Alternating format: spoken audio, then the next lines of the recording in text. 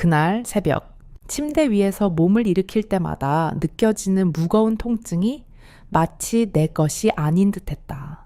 허리부터 시작된 묵직한 통증이 척추를 따라 올라와 온몸을 움켜쥐는 듯했다.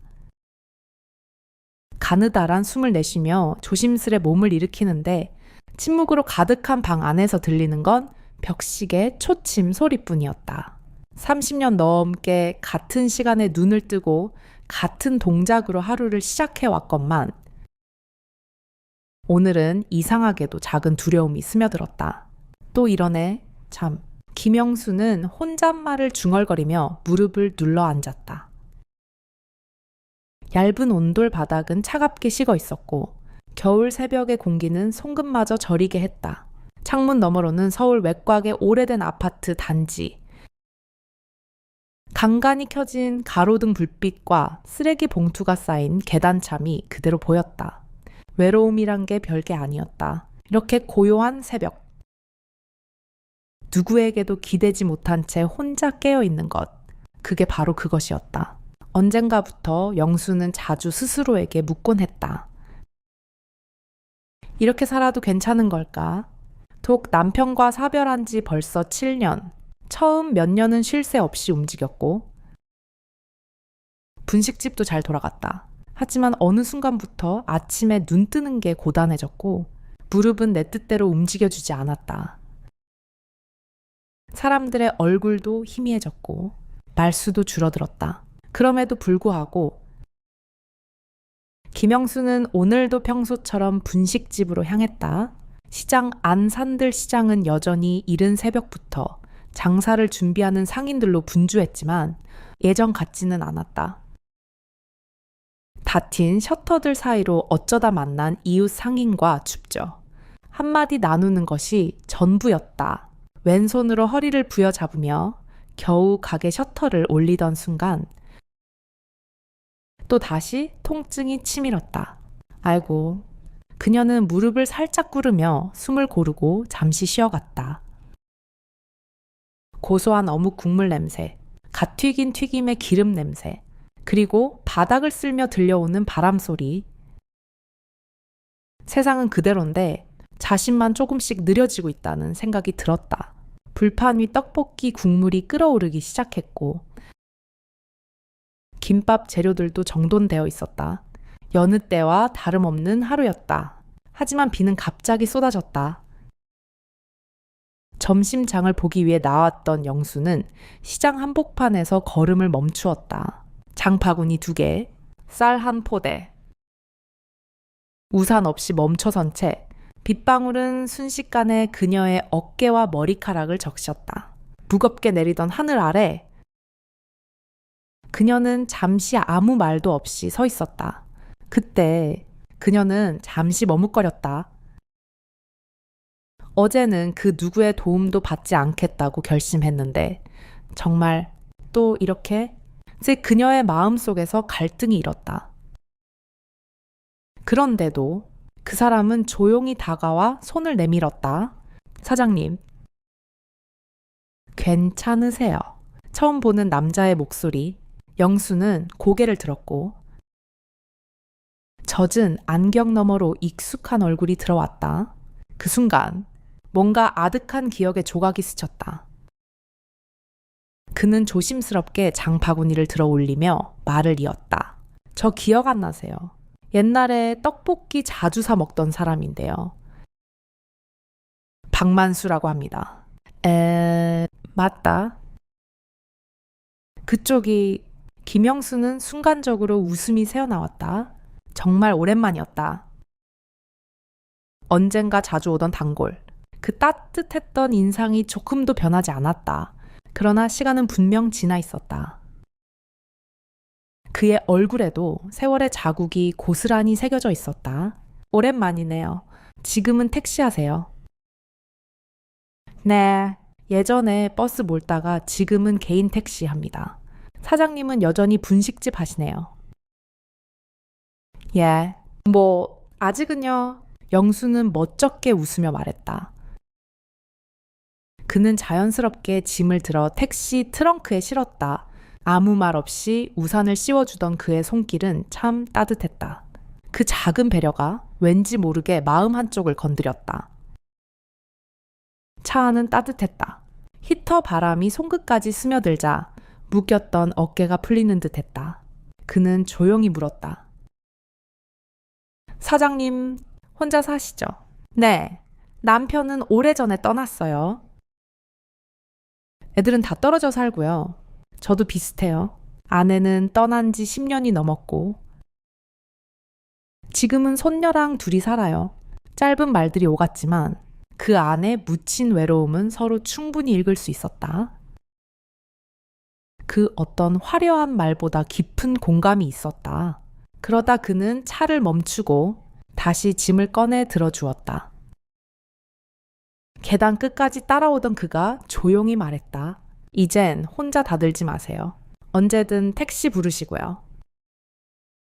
영수는 미소로 대답했다. 짧은 시간이었지만 마음은 이상하게 가벼워졌다.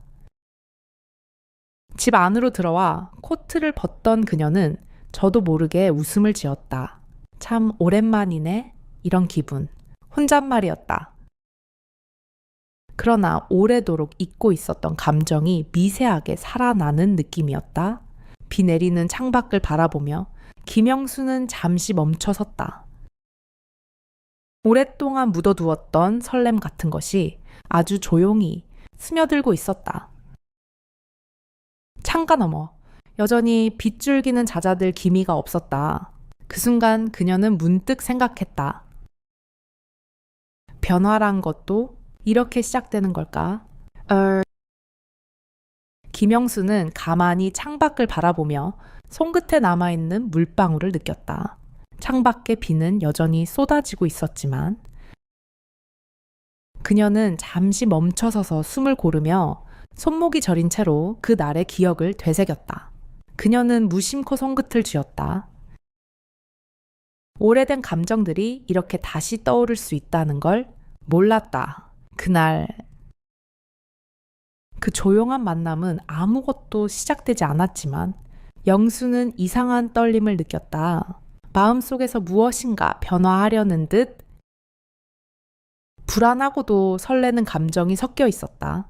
왜 이런 기분이 드는 거지? 나는 정말 괜찮은 걸까? 이렇게 변해도 되는 걸까? 그 생각들이 머릿속을 떠나지 않았다. 그녀는 잠시 고개를 저으며 자신을 다잡으려 했지만 마음은 여전히 흔들리고 있었다. 창밖에서는 비가 여전히 쏟아지고 있었다. 비에 젖은 손등에서 아직도 싸늘함이 가시지 않았다. 김영수는 문득 창밖을 바라보다가 멈칫했다. 언제부터였을까? 이렇게 혼자서 낯선 누군가의 다정함을 기억하고 그 온기를 떠올리게 된 게 예전 같았으면 그냥 스쳐 지나갔을 장면이 머릿속에서 맴돌았다. 살더버니? 이런 비도 또 그치죠. 그의 말이 귓가에 남아 있었다. 아침 공기는 아직 싸늘했고 손목 관절이 저릿했다. 주먹을 쥐었다. 펴도 손끝은 무뎠다. 그러나 마음은 조금 달라져 있었다. 전날 밤 내내 생각나던 그 택시기사. 박만수? 오랜만에 누군가와 나눈 진심 어린 대화는 왠지 모르게 낯설면서도 기분이 좋았다. 다시는 못 볼 사람일지도 모른다고 생각했지만 시장이라는 곳은 워낙 좁아서 또 마주칠지도 몰랐다. 김영수는 가게 안에 앉아 손님 없는 시간을 틈타 조용히 숨을 골랐다. 그러나 그 순간 그녀는 처음으로 가게 안에서 모든 것이 조금 더 밝고 따뜻하게 느껴졌다. 어묵 냄비에서 나는 고소한 향기, 김밥 재료들이 가지런히 놓인 모습, 그리고 불판 위에서 끓어오르는 떡볶이 국물. 모든 것이 그녀의 마음을 조금 더 편안하게 해주는 듯했다. 찬 바람에 몸이 움츠러들었지만 손에는 장바구니와 비닐 장갑이 익숙하게 들려 있었다. 시장 골목은 언제나 그렇듯 지저분하고 시끄러웠다. 작은 손수레를 밀고 지나가는 할머니, 파닥파닥 닭을 손질하는 젊은 상인, 먼지 섞인 빛이 흩어지는 틈 사이로 시간이 천천히 흘러갔다. 그날은 어쩐지 몸이 더 무거웠다. 새벽부터 허리와 무릎이 찌릿찌릿 아팠다. 팔에 힘이 잘 들어가지 않았고 커다란 소단지를 옮기려다 그만 허리가 뚝 하고 무너져 버렸다. 참았던 비명이 새어나왔다. 아이고, 아이고, 이게 뭐야. 손목을 짚고 간신히 무릎을 꿇은 채로 호흡을 가다듬었다. 가게 안에는 아직 손님도 없었고 상인들 발소리만 희미하게 들릴 뿐이었다.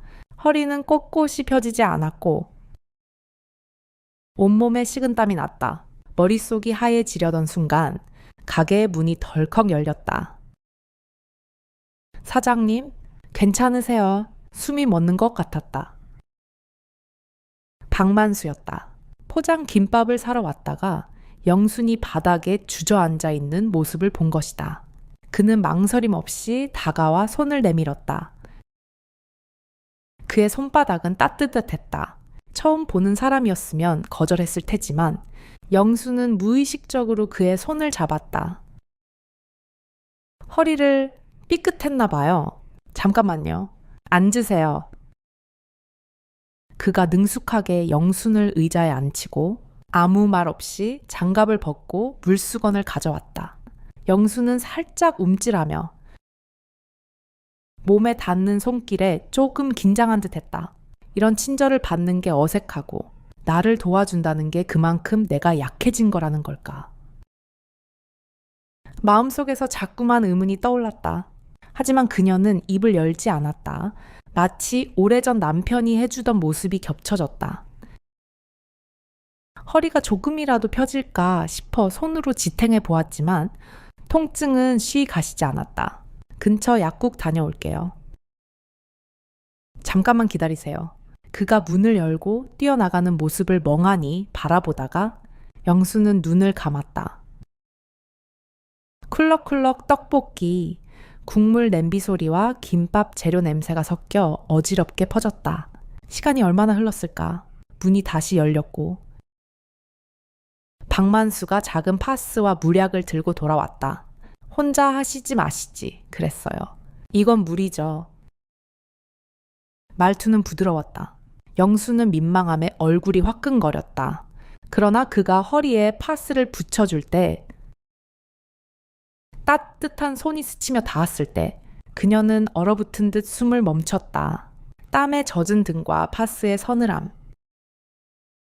그리고 조심스러운 그의 손길, 그것은 오래도록 잊고 있던 감각이었다.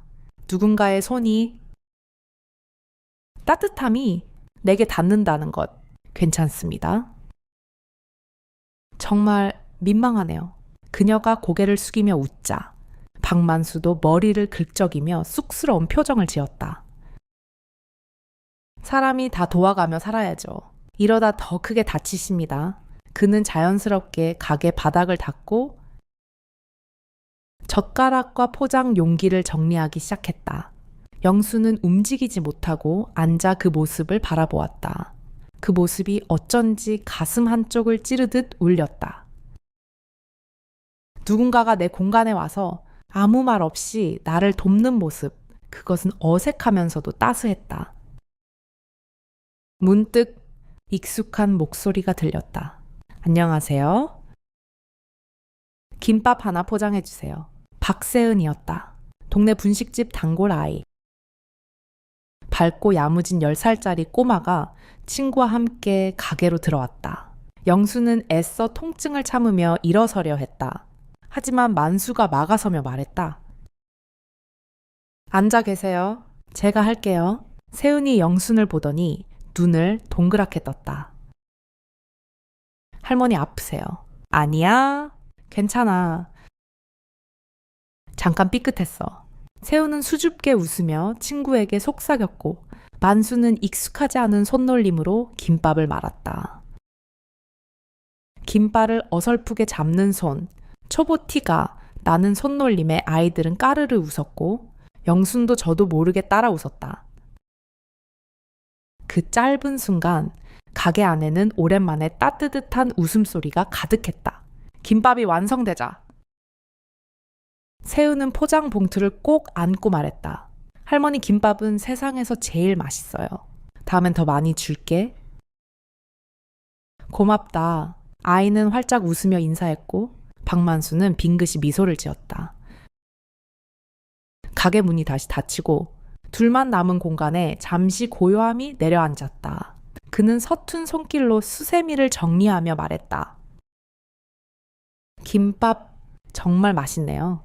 애들이 좋아할 만해요.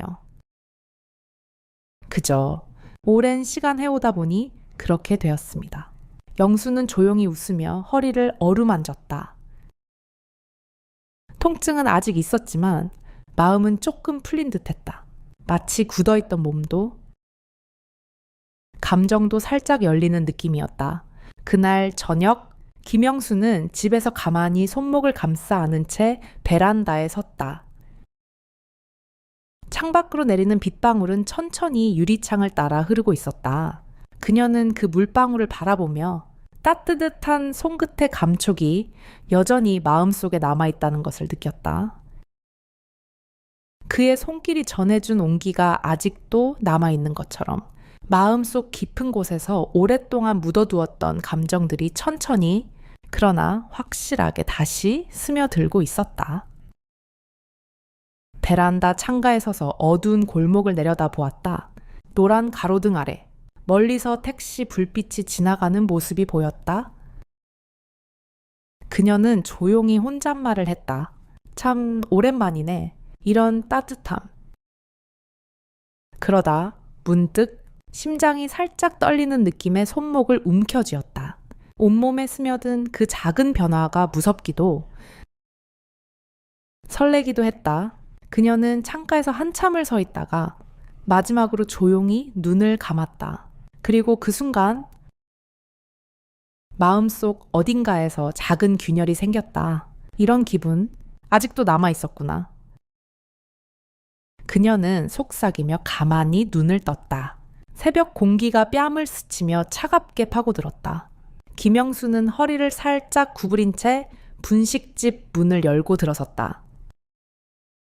아직 어둠이 짙은 시장 골목은 낡은 셔터와 어둑한 가로등 아래 조용히 잠들어 있었지만 그녀의 마음은 이상하게 복잡했다.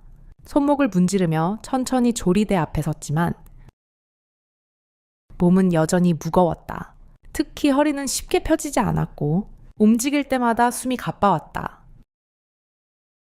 그녀는 고개를 들어 텅 빈 가게 안을 둘러보았다. 언제나처럼 어묵 냄비와 떡볶이 국물, 김밥 재료들이 가지런히 놓여 있었지만 어딘가 공허했다. 몇 년 전만 해도 이곳은 웃음과 말소리로 가득 찼다. 남편이 살아있을 때, 자식들이 가끔 들렀을 때. 그러나 이젠 가끔 찾아오는 단골들과 아이들뿐이었다. 문득 며칠 전 박만수의 손길이 떠올랐다. 허리에 붙여준 파스의 서늘함과 그의 따뜻한 손끝. 그것은 오래도록 잊고 살았던 감각이었다. 혼자서도 잘 살아왔다고 믿어왔지만 가끔은 그 함께라는 것이 그리워질 때가 있었다. 괜히 신경 썼나? 그녀는 중얼거렸다. 하지만 몸이 정직했다. 무거워진 허리와 아픈 관절은 거짓말을 하지 않았다. 그래도 일은 해야 했다. 영수는 손목을 쥐어짜듯 힘을 주며 김밥 재료를 다듬었다. 여전히 허리는 불편했지만 마음속 어딘가는 묘하게 따뜻했다. 누군가 곁에 있어줬다는 사실 하나만으로도 점심 무렵 손님들이 하나 둘 늘어났다. 그 중에는 낯익은 얼굴도 있었다. 박세은이 또 가게로 들어섰다. 밝은 얼굴로 인사하는 모습이 영순의 얼굴에 자연스러운 미소를 피워냈다. 할머니, 오늘은 김밥 2줄이요.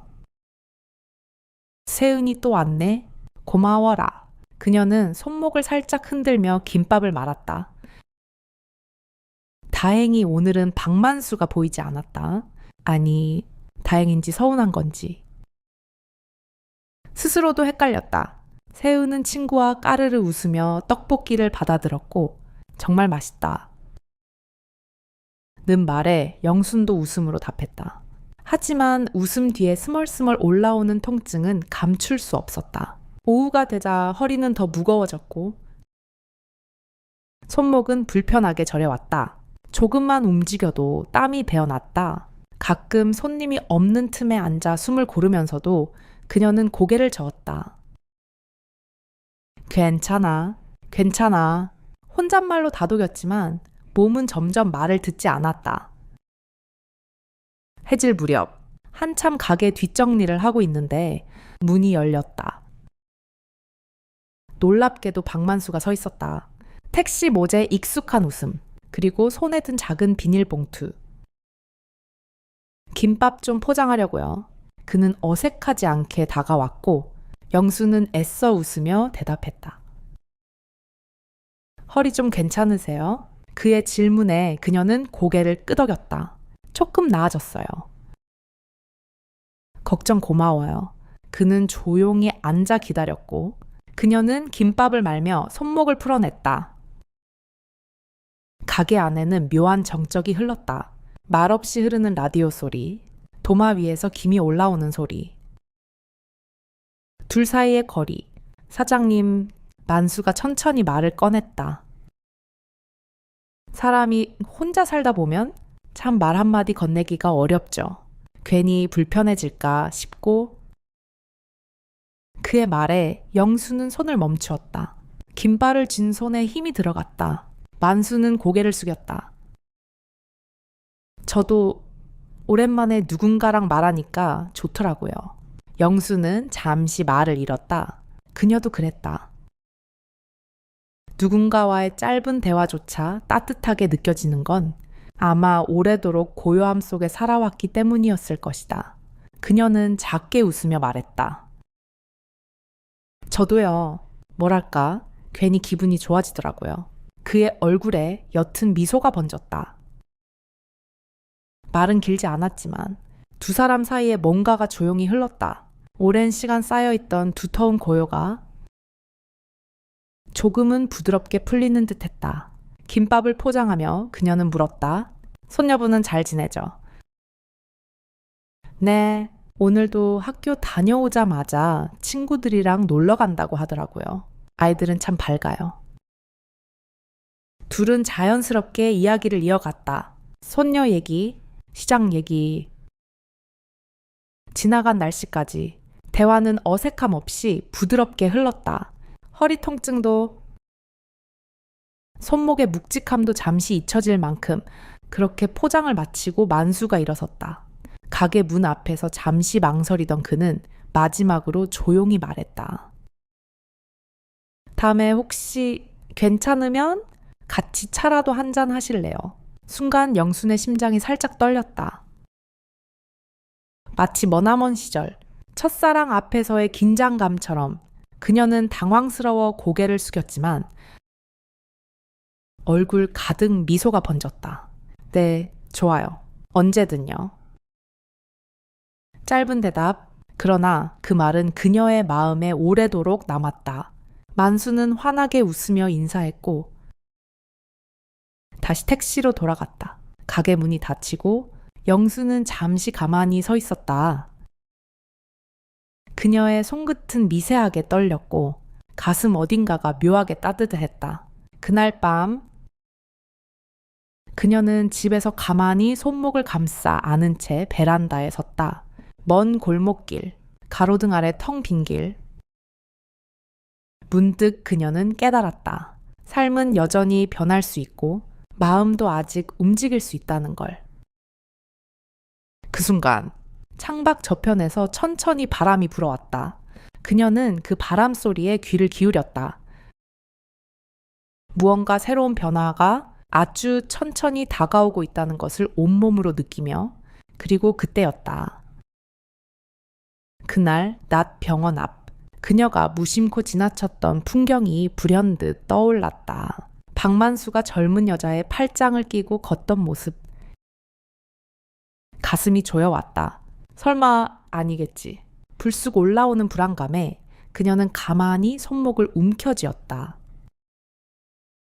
몸은 떨렸고 마음은 차가워졌다. 따뜻했던 감정이 스르르 식어가는 순간이었다. 그녀는 무심코 손목을 감싸진 채 병원 앞 버스 정류장에 서 있었다. 차가운 바람이 옷깃 사이로 파고들었지만 몸이 떨린 건 단순히 추위 때문만은 아니었다. 시야 너머로 보이는 두 사람 박만수와 젊은 여성이 팔짱을 끼고 함께 걷는 모습에 김영수는 숨을 삼켰다. 걸음을 멈출 수밖에 없었다. 순간 무언가 가슴 깊은 곳이 뚝 하고 내려앉는 것 같았다. 그녀는 자신이 왜 그런 기분이 드는지 곧 알았다. 그저 친절했던 이웃일 뿐이라고 생각해 왔다. 따뜻한 손길, 다정한 말투, 짧은 인연이라고 믿었지만 어느새 마음 한편에 그를 품고 있었던 것이다. 몸이 얼어붙듯 굳었고 한참을 서 있다가 영수는 고개를 돌렸다. 다가올 버스를 기다리지도 않고 돌아서 버렸다. 마음이 복잡했다. 왜 이러지? 내가 집으로 돌아오는 길, 걸음은 무겁고 생각은 더욱 복잡했다. 얼마 만에 느껴보는 설렘이었는지 모른다. 그러나 동시에 오래전 남편과의 기억이 겹쳐 떠올랐다. 그도 병원에 있을 때 자주 간병인과 웃음을 나누곤 했다. 그때도 영수는 말없이 바라보며 혼자서 상처를 삼켰었다. 지나간 상처가 다시 벌어지는 느낌이었다. 나이가 들어도 감정은 변하지 않는다는 걸 실감하며 그녀는 손끝으로 옷자락을 꼭 쥐었다. 며칠이 흘렀다. 그녀는 박만수의 전화를 받지 않았다. 가게 앞에서 마주쳐도 일부러 고개를 돌렸고 가끔 그의 택시가 시장 앞에 서 있는 걸 보면 안 보이는 척 지나쳤다. 마음 한편은 아쉬웠지만 또 한편은 스스로에게 화가 났다. 왜 이런 감정을 느껴야 하는지, 왜 이런 질투심이 자신 안에 아직도 남아있는지 이해할 수 없었다. 왜 그랬을까? 괜히 마음을 열었나? 그녀는 혼잣말을 하며 분식집 문을 닫았다. 하루 종일 떡볶이 국물을 저어도 김밥을 말아도 마음은 가라앉지 않았다. 손님들의 웃음소리도 아이들의 제잘거림도 들리지 않았다. 몸은 무겁고 마음은 싸늘했다. 유난히 손목과 무릎이 저리게 아팠다. 몸과 마음이 함께 얼어붙은 듯했다. 어느 날 가게 문을 닫으려던 순간이었다. 박만수가 조용히 다가왔다. 그녀는 모른 척하려 했지만 이미 늦었다. 그는 깊은 눈으로 그녀를 바라보며 낮은 목소리로 물었다. 왜 요즘 피하시는 거예요? 제가 뭘 잘못했나요? 그 질문에 김영수는 순간 말을 잃었다. 그의 표정은 진심으로 혼란스러워 보였다. 그녀는 손에 쥔 비닐봉투를 꽉 움켜쥐며 입술을 깨물었다. 병원 앞에서 봤어요. 그 여자분이랑. 목소리가 떨렸다. 마치 부끄러운 고백처럼 박만수는 잠시 멈칫하더니 고개를 끄덕였다. 그러고는 어이없는 듯 미소를 지었다. 아, 그분요? 그 사람은 제 며느리예요. 손녀 엄마요? 영수는 당황스러움에 얼굴이 붉어졌다. 말문이 막혀 한참을 바라보다 결국 고개를 숙였다. 그는 다정한 목소리로 덧붙였다. 며느리가 몸이 안 좋아서 같이 병원 간 거예요. 그렇게 오해하실 줄 몰랐네요. 그의 목소리는 부드러웠고 그 안에는 서운함도 짜증도 없었다. 오히려 담담하고 솔직했다. 영수는 눈을 감았다. 자신의 성급함과 부끄러움이 파도처럼 밀려들었다. 죄송해요. 괜히 오해했어요. 내가 좀 목소리가 점점 작아졌다. 그녀는 부끄러워 고개를 들지 못했다. 그러나 그는 조용히 다가와 어깨 너머로 말했다. 괜찮아요. 저도 솔직히 말씀드리면 저한테도 사장님은 특별한 분이에요. 그냥 고마운 이웃 그 이상으로요. 그 말에 그녀는 숨을 멈췄다. 심장이 서서히 뛰기 시작했고 가슴이 저릿하게 아파왔다. 그리고 무엇보다 따뜻했다. 나이를 먹었어도 마음은 여전히 떨릴 수 있다는 사실이 새삼스러웠다. 저도요. 이상하게 저도 그런 것 같아요. 처음으로 영수는 진심을 조심스럽게 내보였다. 짧지만 솔직한 대답. 그 순간 두 사람은 서로를 조용히 바라보았다. 말이 없었지만 충분했다. 차가웠던 공기는 어느새 부드러워졌고 고요한 가게 안에는 알 수 없는 온기가 피어올랐다. 시간이 흘렀다. 가게 문 앞에서 두 사람은 나란히 섰다. 말없이 서 있는 동안에도 공기는 어색하지 않았다. 세상은 여전히 분주했고 시장 골목에는 불빛이 반짝였지만 그들만의 공간은 고요하고 평화로웠다. 그럼 조심히 들어가세요. 내일 또 뵐게요. 박만수는 조용히 손을 흔들었고 김영수는 미소로 답했다. 걸음을 옮기려는 순간 그가 문득 덧붙였다. 참 우리 손녀가요. 사장님 음식이 세상에서 제일 맛있대요. 아마 진심일 거예요. 그녀는 그 말을 듣고 저도 모르게 웃음이 번졌다. 발걸음은 가벼워졌고 마음 한켠에서 오래된 얼음이 녹아내리는 듯했다. 집으로 돌아오는 길, 그녀는 여러 번 그 말을 떠올렸다. 세상에서 제일 맛있대요. 밤은 고요했고 그녀의 마음도 조용히 가라앉았다. 그런데도 가슴 한쪽에서는 미세한 떨림이 여전히 남아있었다.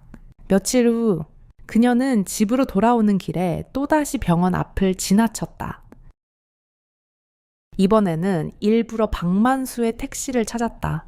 그러나 그날은 보이지 않았다. 불안과 기대가 뒤섞인 감정 속에서 그녀는 오래도록 자리에 멈춰섰다. 그때 그녀의 시야에 익숙한 뒷모습이 들어왔다. 시장 건너편. 택시 옆에 선 박만수. 하지만 이번에는 혼자가 아니었다. 그의 옆에는 또 다른 사람이 있었다.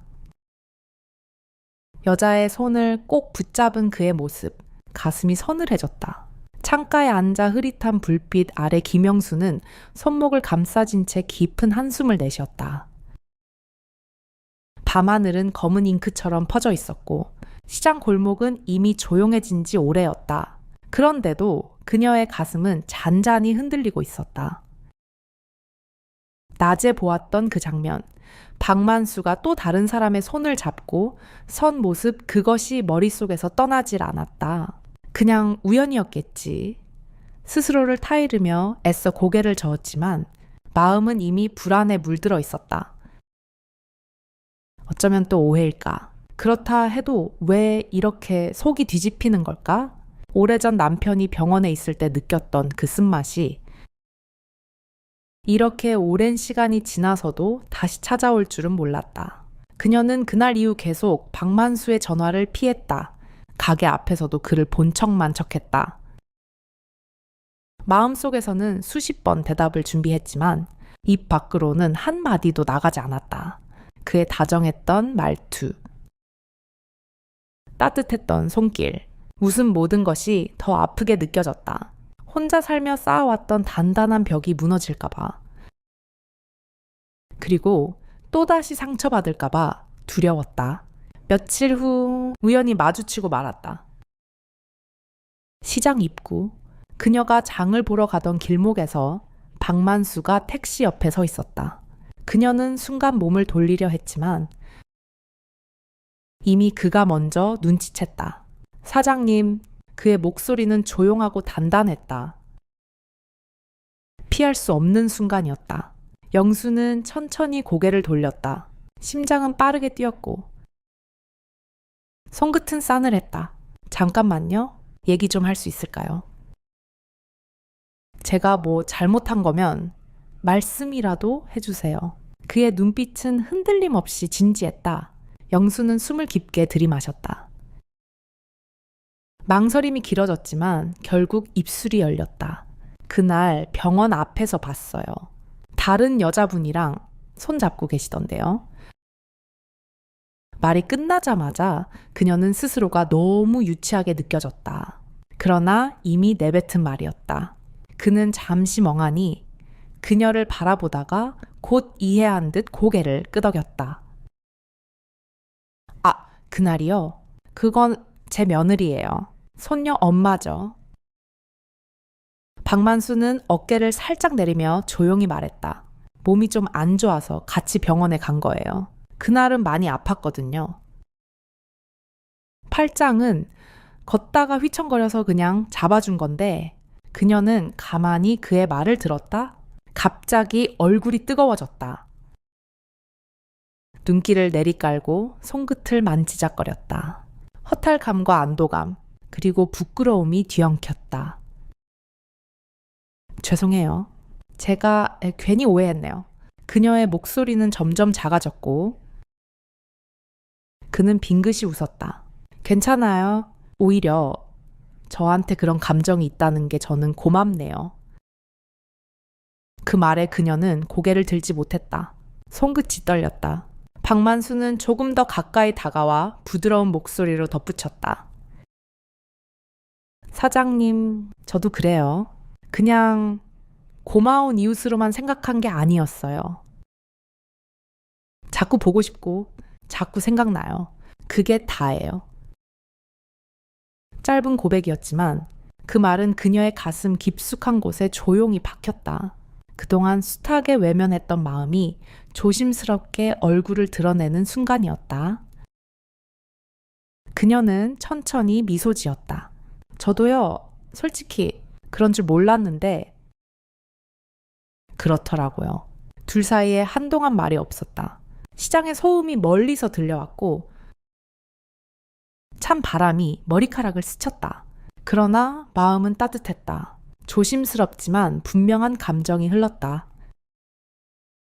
박만수는 조용히 물었다. 내일 시간 되시면 차라도 한잔 하실래요? 그냥 가볍게. 그녀는 고개를 끄덕였다. 짧은 대답이었다. 하지만 그것은 오랜만에 스스로에게 허락한 따뜻함이었다. 마음 한켠에 쌓여있던 두려움이 조금씩 풀리는 것을 느꼈다. 그날 저녁 집으로 돌아와 김영수는 베란다 창가에 서 있었다. 어둠 속에서 희미한 가로등 불빛이 번졌고 시장 골목은 고요했다. 손목을 가만히 쓰다듬으며 그녀는 조용히 미소 지었다. 어쩌면 이제 괜찮을지도 모르겠다. 혼자여도 괜찮았지만 누군가와 함께여도 괜찮겠다는 마음이 들었다. 그 순간 핸드폰이 진동했다. 화면에는 큰아들이라는 이름이 떠 있었다. 영철아. 웬일이니? 오랜만에 아들의 목소리에 그녀의 표정은 환해졌지만 다음 순간 그의 말에 숨이 멎을 뻔했다. 엄마, 혹시 누구 만나세요? 무슨 얘기 들었어요? 그녀는 가슴이 쿵하고 내려앉았다. 아들의 말은 어딘가 날카로웠고 싸늘했다. 왜 그러니? 갑자기 무슨 아들의 짧은 대답이 날아왔다. 엄마, 다시 결혼 같은 건 생각 안 하셨으면 좋겠어요. 순간 가슴이 서늘해졌다. 엄마, 다시 결혼 같은 건 생각 안 하셨으면 좋겠어요. 그 말이 귓가에 여전히 맴돌았다. 김영수는 손에 쥔 휴대폰을 내려놓은 채 한참을 창밖만 바라보았다. 고요한 밤. 창틀 너머로 시장 골목이 멀어져 가득 흐릿했다. 차가운 바람이 스며들었지만 몸은 얼어붙은 채 그대로 굳어버렸다. 손끝은 가늘게 떨렸고 가슴 어딘가에 서늘한 한기가 내려앉았다. 그녀는 자신이 왜 그렇게 충격을 받았는지 잠시 이해하지 못했다. 자식들에게 조심스레 꺼내놓았던 이야기였다. 기대는 하지 않았지만 적어도 이렇게까지 차가운 반응일 줄은 몰랐다. 첫째 아들의 목소리는 분명했다. 낯설도록 딱딱했고 이해보다는 거부가 담겨 있었다. 다음 날 아침, 그녀는 늘 하던 대로 분식집 문을 열었다. 시장은 여전히 평소처럼 분주했고 사람들의 목소리와 물건 파는 소리, 튀김 기름 끓는 소리가 뒤섞여 있었다. 그러나 그 속에서 김영순의 마음은 고요하게 멈춰 있었다. 몸은 움직였지만 마음은 자꾸만 어제의 대화를 되뇌었다. 손목은 여전히 저렸다. 허리 통증도 그대로였다. 그런데 오늘따라 그 고통이 더 깊게 느껴졌다. 단순히 육체의 아픔 때문이 아니었다. 그녀는 가게 안에 앉아 손님 없는 시간을 틈타 조용히 숨을 골랐다. 그리고 박만수와의 약속이 떠올랐다. 차 한 잔 그저 단순한 만남이었지만 그것마저 망설여졌다. 점심 무렵 박만수가 나타났다. 그가 밝은 얼굴로 인사했을 때 영수는 순간 당황하며 웃었다. 그러나 눈빛 속에서는 알 수 없는 망설임이 번져 있었다. 사장님, 괜찮으세요? 오늘은 어쩐지 표정이 그녀는 애써 웃음을 지으며 고개를 저었다. 괜찮아요.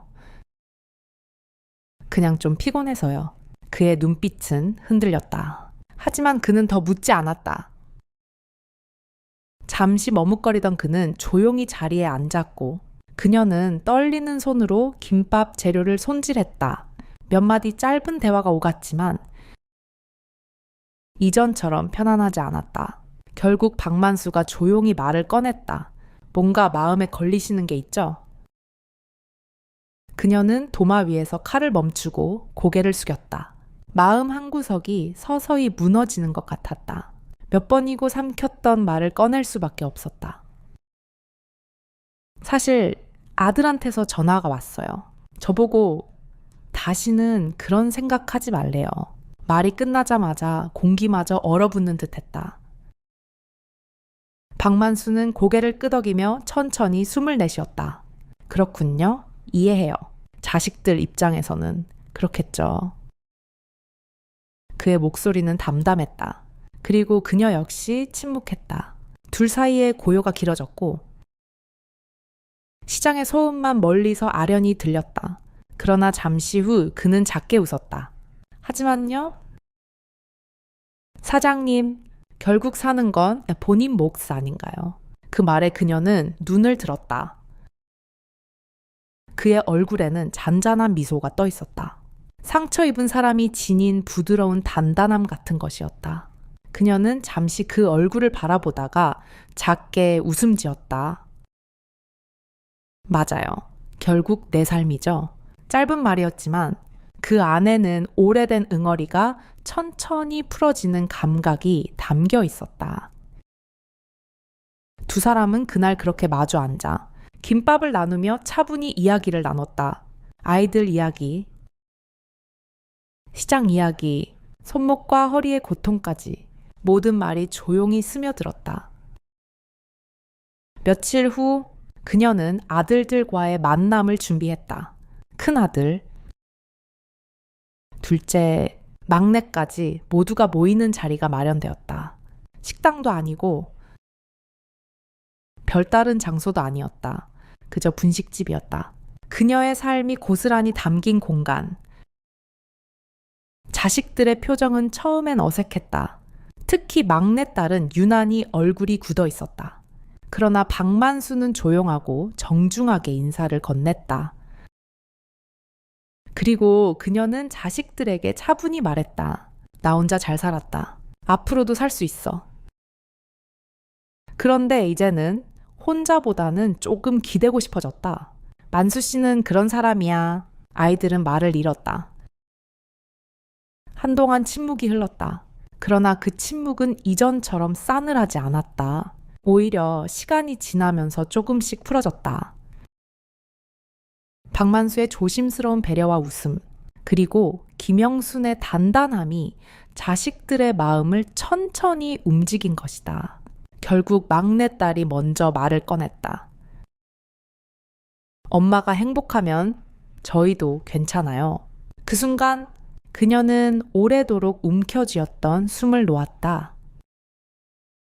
눈가가 뜨거워졌고 손끝이 미세하게 떨렸다. 박만수도 웃었고 아이들도 어느새 미소를 지었다.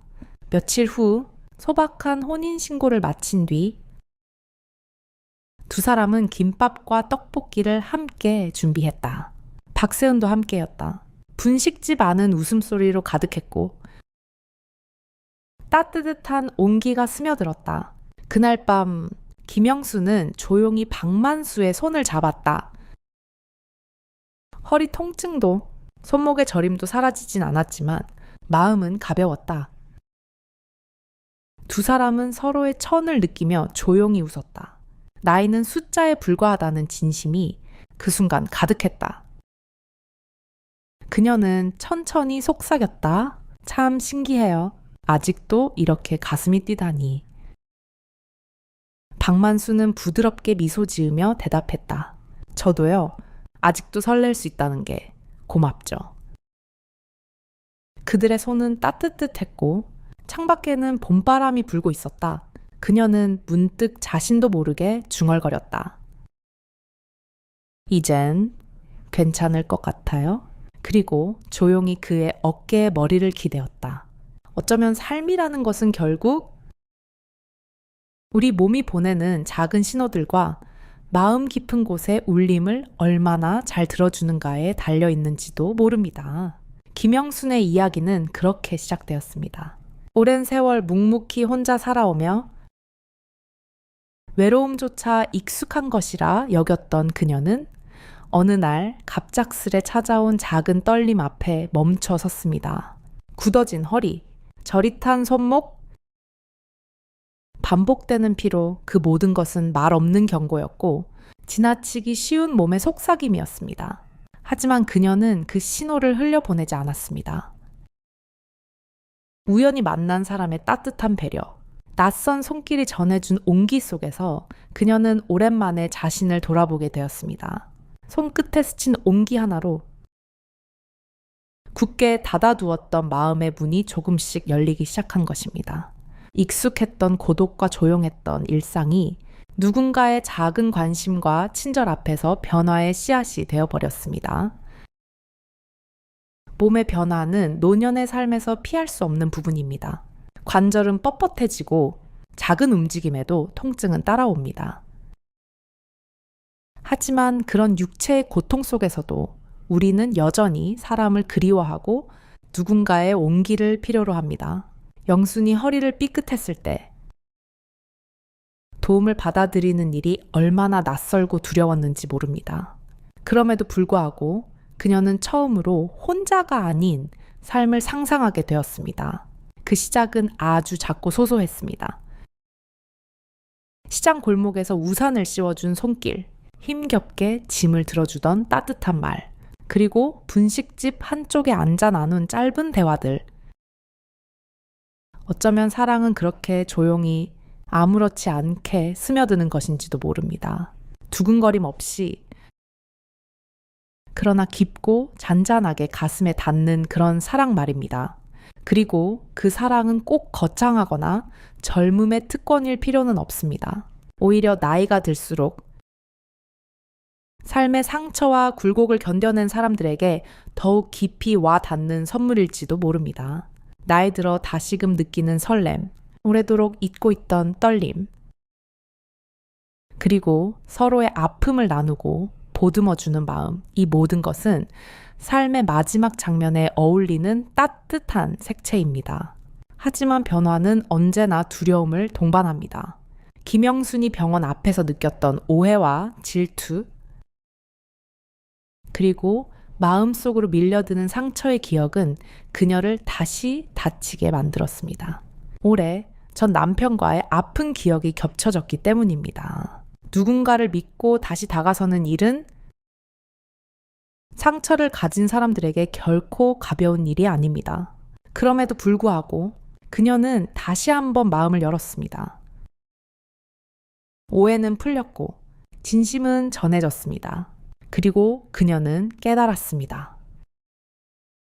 삶은 타인의 시선이나 자식들의 판단으로 사는 것이 아니라 자신이 진심으로 원하는 방향으로 걸어가야 한다는 것을요. 손녀의 환한 미소, 자식들의 이해, 그리고 박만수의 따뜻한 눈빛은 그녀의 마음을 천천히 감싸 주었습니다. 결국 사람은 누구나 누군가에게 작은 기댐이 되기를 원합니다. 혼자서도 살아갈 수 있지만 함께라면 더욱 풍요로워지는 것, 그것이 삶의 지혜이고 나이 들어 얻는 가장 큰 선물일 것입니다. 가족은 혈연만으로 완성되지 않습니다. 마음으로 이어진 관계, 역시 소중한 가족이 될 수 있습니다. 김영순과 박만수, 그리고 박세은의 모습은 바로 그 사실을 조용히 말해 주었습니다. 몸은 여전히 아픕니다.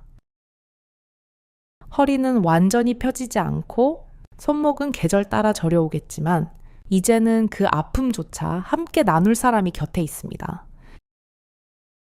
서로의 몸과 마음을 보듬어주고 느리지만 확실하게 걸어가는 길 위에서 두 사람은 소중한 평온을 되찾았습니다. 그 평온은 결코 큰 변화에서 오는 것이 아니었습니다. 한 잔의 차, 함께 만든 김밥, 조용한 산책, 그리고 사소한 일상의 반복 속에서 꽃피운 것입니다. 삶의 마지막 계절에 피어난 사랑은 그 어떤 열정적인 사랑보다도 더 깊고 단단합니다. 그것은 외로움을 지나고 상처를 이겨낸 이들만이 가질 수 있는 사랑입니다. 조용히 곁을 지켜주고 아픈 곳을 토닥여주며 말없이 함께 시간을 보내는 그런 사랑. 그리고 그것이야말로 우리 모두가 마지막까지 꿈꾸는 행복일 것입니다. 김영수는 이제 더 이상 혼자가 아니었습니다. 몸의 고통도 마음의 상처도 천천히 치유되고 있었고 그녀의 손끝은 오랜만에 따뜻함을 기억해내고 있었습니다. 사랑은 다시 찾아왔고 삶은 다시 시작되었습니다.